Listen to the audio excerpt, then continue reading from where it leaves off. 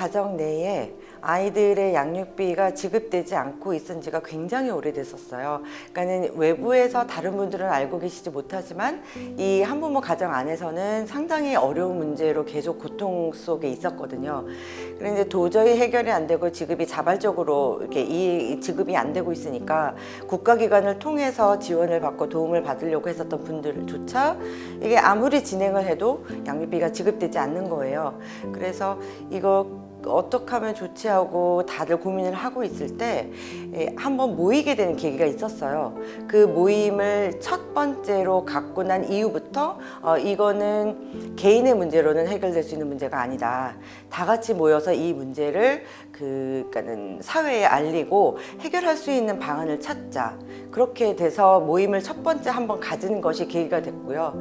그래서 지금까지 이제 활동을 계속 이어오면서 법 제도를 바꾸려고 입법 활동을 한 거예요.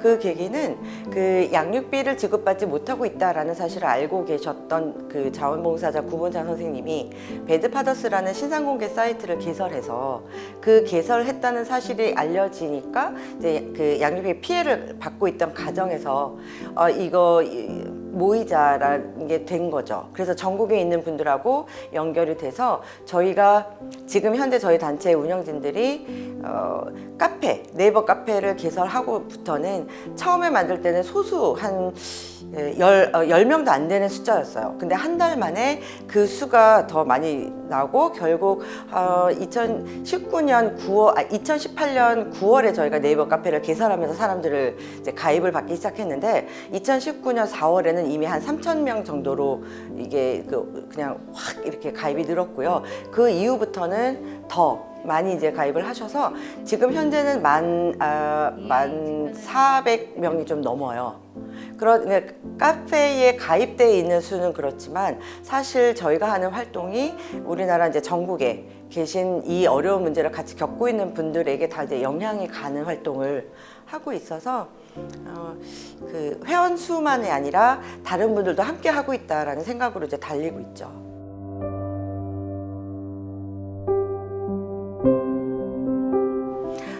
2018년도에 이제 한부모 가족 실태 조사를 통해서 한부모 가구 수를 이제 조사를 했는데 그때 당시에 그 154만 한부모 가구였어요. 그 중에 양육비를 지급받지 못하고 있는 가정의 비율이 80%였거든요. 그러니까 상당히 많은 수가 지금 양육비를 받지 못하고 있는 것이고 미혼모 부부 같은 가정은 92%에 이르러요. 그러면 결국 양육비를 지급받고 있는 가정이 거의 없다는 거죠. 10가구당 사실 9가구 이상이 못 받고 있는 거니까 못 받고 있는 거예요. 10가구가 다. 한부모 가정 같은 경우에는 그러니까 그 결혼 생활을 했다가 이제 헤어진 경우에는 그러니까 10가구당 한 8가구 정도가 못 받고 있다. 그러니까 2가구가 받고 있는 거니까 이거는 거의 굉장히 낮은 수치인 거잖아요. 그만큼 굉장히 절박했어요. 굉장히 절박한 상황에서 당사자성 시민운동을 하다 보니까 그 굉장히 치열하게 그 활동을 하게 될 수밖에 없었고, 이 양육비 부분이라는 거는 적시성이 굉장히 중요해요. 아이가 그달 받아야 되는 비용이잖아요. 성장 비용으로. 그런데 이게 지금 자꾸 연기되고 또 안 주고 이렇게 돼서 아이들이 계속 성장하고 있으니까 급했죠. 굉장히 시급했어요. 그래서 이 운동을 하려고 뛰어드는 사람들은 사실 평범한 아이를 키우는 엄마 아빠들이었거든요. 그러니까 사실 그 부모 심정이라는 게 얼마나 애절하고 절박한 문제였겠어요. 그러니 이제 이런 활동을 하기 시작한 후부터는 더 사명감을 가지고 내 아이뿐만 아니라 같은 처지에 있는 다른 아이들도 똑같이 내 자식처럼 보이는 거죠. 굉장히 그러니까 열심히 할 수밖에 없었고, 뭐 잠을 줄이거나 아니면 본인의 여가 시간을 다 빼서라도 이 활동을 빨리 해서 제도를 빨리 바꿔야 아이들이 하루라도 또 한 달이라도 빨리 양육비를 지급받는 날이 빨리 올 것이다. 그래서 상당히 조급한 마음으로 시급하게 뛰었어요.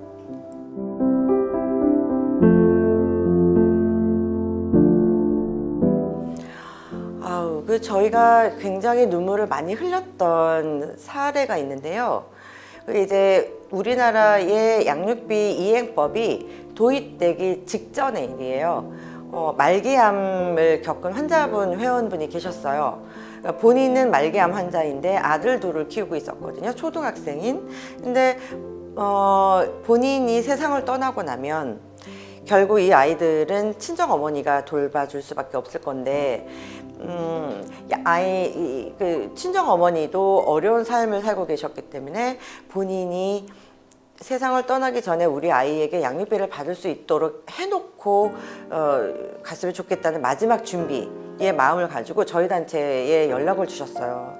내가 지금 시한부 인생을 살고 있고 지금 말기암에 걸려 있는데 우리 아들을 위해서 내가 할 수 있는 일은 아이들이 앞으로 그 성장할 때 그 성장 비용이 이제 들어올 수 있도록 방법을 좀 찾았으면 좋겠다, 도와달라. 그때 저희 또 한 번 시급했죠. 근데 그분이 병상에 있고 중환자실에 있으면서도 본인이 할 수 있는 선의 노력을 했어요. 그러니까 할 수 있는 거는 자신의 사례를 가지고 이런 그 양육비 미지급 가정에서 어떤 어려움이 있는지를 보여주겠다. 그래서 본인이 환자의 모습을 호스 끼고 산소호흡통 이런 모습도 오픈을 하고 방송 언론에 나서셨거든요. 본인이 할 수 있는 마지막 활동이라는 것은 이런 것뿐이다. 그때 상당히 조급한 마음이었는데 20대 국회 때예요. 그때가 20대 국회에서 사실 10개의 법안이 발의가 됐어도 좀 정쟁 속에서 이게 계속 계류되어 있는 상황이었는데 그분이 돌아가시는 때에 그러니까는 5월달 어버이날 지나고 나서 바로 세상을 떠났어요. 그런데 지금 저희가 했었던 이번 그 개정 법률안이 5월 20일 날 들어왔어요. 그러니까 그분의 활동 덕분에 저희도 노력을 했고 그렇지만 그분이 마지막 가는 길에도 입법을 이제 촉구를 하면서 돌아가셨고 그때 일이 상당히 기억이 나요. 국회가 20대 국회의 문이 닫히는 날 마지막 그러니까 마지막 회의인 날 아주 극적으로 운전면허 정지라는 그 법안이 통과가 됐거든요. 그 통과되기 일주일 전에 그 소식을 못 듣고 하늘로 떠났어요. 그게 가장 남아요. 아마 저희 회원분들도 그게 남을 것 같아요. 그분이 호스피스 병동에서 그 마지막 가는 것을 병원으로부터 권유를 받았거든요. 근데 본인이 호스피스 병동에 있으면 아이들을 못 보고 떠나잖아요. 그래서 그거를 포기하고 집에서 이제 마지막 아이들을 돌보면서 있다가 이제 중환자실에서 이제 스스로 이제 연명을 중단을 했어요. 너무 괴로우니까. 근데 원래 5월 5일이 어린이날, 이제 곧 이제 내일이 어린이날이잖아요. 그게 2020년도니까 딱 2년 전 오늘인 거예요. 그 어린이날 중환자실에 있었는데 그때 연명을 포기하겠다, 중단하겠다라고 연락을 해서 모두가 말렸죠. 아이들한테 어린이날을 슬픈 날로 만들면 안 되니까 조금만 더 버티자. 그렇게 해서 견뎌서 6일, 7일 되고 8일 날이 어버이날인데 이제 본인은 너무 고통스러우니까 나 이거 연명을 중단하겠다고 또 얘기를 한 거를 8일 날까지도 어버이날을 슬픈 날로 아이들한테 남기지 말자 그래서 그것도 넘겨서 9일, 10일 그때 10일 날인가 결국에는 이제 호스를 빼셨죠. 그게 가장 마음에 남고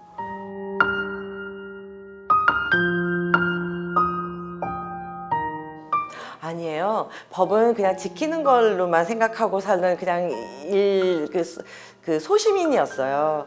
그래서 뭐 이렇게 법이라는 것은 반드시 지키면서 산다 이런 생각만 하면서 살았었는데 내가 법을 통해서 의존을 하고 법을 통해서 내 문제를 해결하려고 했는데 아무리 법으로 해도 안 되더라고요.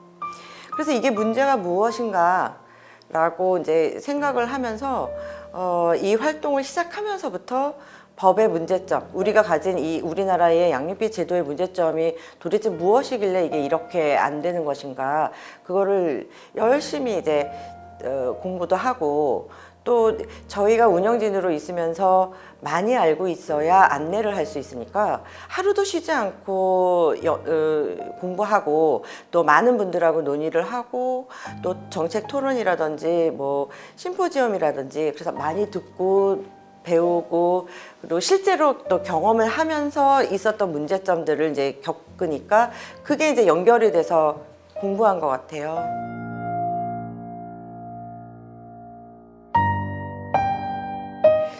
저희 운영진들은 원래 직업을 다 갖고 있었다가 근데 이 활동을 하려고 하다 보니까 직업을 가져가지고는 안 되는 거예요.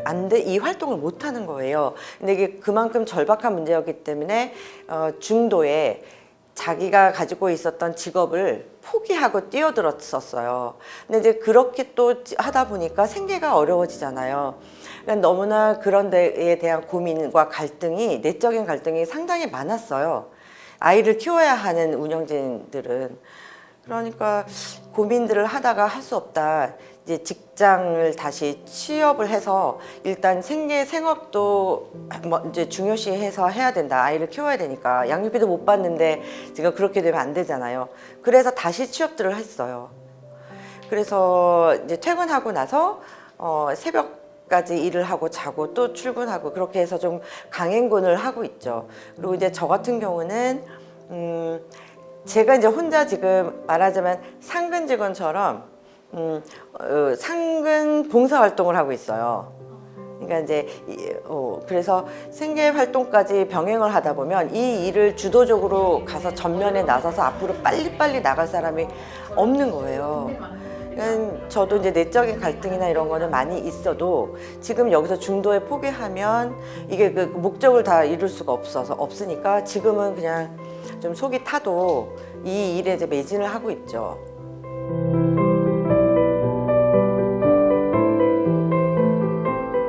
저희도 이렇게 이렇게 뜻을 같이 할 수 있는 분들하고의 협력이 굉장히 중요하더라고요. 그래서 대외적으로 같이 협력을 해야 이 어려운 문제들을 그렇게 잘 적극적으로 갈 수 있으니까 그런 거를 고민하고 있을 때 저희 팀장과 그리고 또 이정현 이사님께서도 이렇게 좋은 일을 하고 있고 이런 사업이 있는 법무법인도 있다라고 알려주셨어요. 그 알려주시자마자 저희가 이제 빨리 신청을 해서 이런 사업을 함께 하고 싶다 그런 생각을 하고 그러니까 주저하지 않고 신청을 하게 됐어요.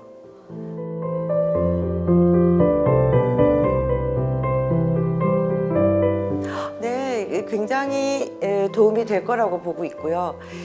저희가 지금까지 해왔던 활동 자체가 앞으로도 가져가는 활동인데 그 활동에다가 그 활동을 이 사업과 같이 연계해서 좀 더 힘있고 좀 더 확대될 수 있고 강력하게 갈 수 있는 기회가 되는 거예요. 그리고 아무래도 힘이 되죠.